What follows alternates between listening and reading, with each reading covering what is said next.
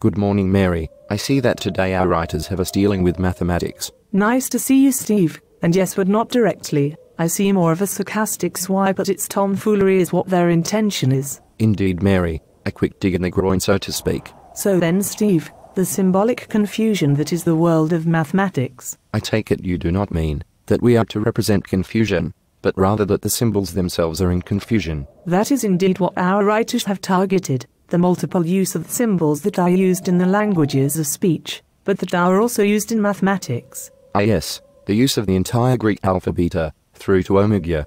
Often, the symbols even look like regular English ones, but they are neither in the same place in the alphabet nor do they even mean the same thing. Most strikingly the letter K, Steve, which is in our alphabet's J position, but is actually the Greek letter kappa, and is used in maths to mean the connectivity of a graph, the curvature of a curve, the torsional constant of an oscillator, the Einstein constant of gravitation, or even the ratio of the smaller factored moment to the larger factored moment. So which is it then, Mary? Specifically, which of the many meanings do you mean? You will have to see the letter in context to understand its use, Steve.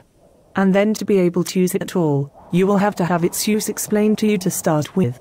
Of course, that will depend upon the teacher's level of understanding, their level of frustration over the amount of time multiplied by the summation of pupils at any given time. And when you say ever, do you mean to divide the time by the frustration? Yes, Steve, I was being non-precise in my language usage there, sloppy and quick if you will, because I could not slow down, otherwise the resident geniuses in our audience might suffer a bout of attention deficit syndrome. This whole scenario could have been avoided if a wealth of new specific symbols could have been created by our historic graphic designers.